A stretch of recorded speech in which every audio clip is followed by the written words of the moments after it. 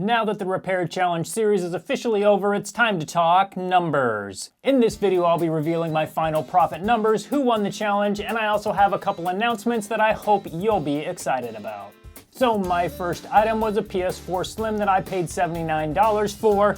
I ended up fixing that and selling it for $229, and after all the fees and shipping were taken out, I ended up with a profit of $119.59, or about 92 pounds. Now my second item was a Nintendo Switch that I had to replace one of the chips on the motherboard. I bought that Nintendo Switch for $122, or about 92 pounds. I sold it for $189.99 and ended up with a profit of $36.48, or about 28 pounds. And my third item was an Xbox One X. I paid $80 for this. I sold it for $142.97 and ended up with a profit of $23.64, or 18 pounds. My fourth item was a PS4 Pro, and if you've been following along, you'll know that I wasn't actually able to fix this PS4 Pro, and instead of selling it as just broken, I actually sold off as many parts as I could that I knew were good, and I actually ended up making a profit on the PS4 Pro. Now my profit on the Pro was actually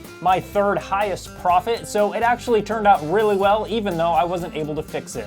I paid $207.80 for the PS4 Pro. I sold all the parts for a combined total of $330.45. Now this left me with a profit of $58.82, or about 45 pounds. And my last item was an Xbox One X. I paid $199 for the Xbox One X. I was able to replace the hard drive and get the X working again, and I was able to sell it for $360. After all the fees and shipping were taken out, I had a profit of $96.14, or about 74 pounds. So my total profit for the entire challenge was $334.67, which is equal to about 257 pounds. Now Vince's total profit was $141, or 108 pounds. So Team USA was able to pull out a victory, but that being said, Vince was a very worthy component. He actually had some great fixes, had some great variety, and he was able to really challenge himself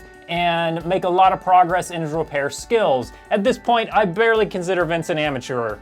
Another thing to note, that I was fairly risky with some of my buys, so if I would have had one bad buy that I couldn't fix anything or had multiple problems, it could have been a big problem for me and I likely would have lost the competition. So I have to say that I did have a little bit of luck in some of my items, but at the same time, I tried to be careful and only buy things that I was fairly confident that I could fix. So all in all, I was able to take $200 and turn it into $554 in about 1 month. Now, one other thing to keep in mind is Vince and I bought and sold all on eBay. eBay takes about 13% for fees, and then there's shipping costs on top of that. If I was selling my items locally, I could have saved almost $200 between fees and shipping. So another thing to remember is I could have taken $200 and turned it into about $774 or so dollars. So it's just something to remember, is you need to buy and sell smart and reduce the fees as much as possible. Now I also do want to thank Vince and all of Vince's subscribers and watchers. I really appreciate you guys involving me in this repair challenge, and thanks for coming over and watching my videos. I've got some content coming up that I think my new and my old subscribers will love, so definitely keep an eye on my channel.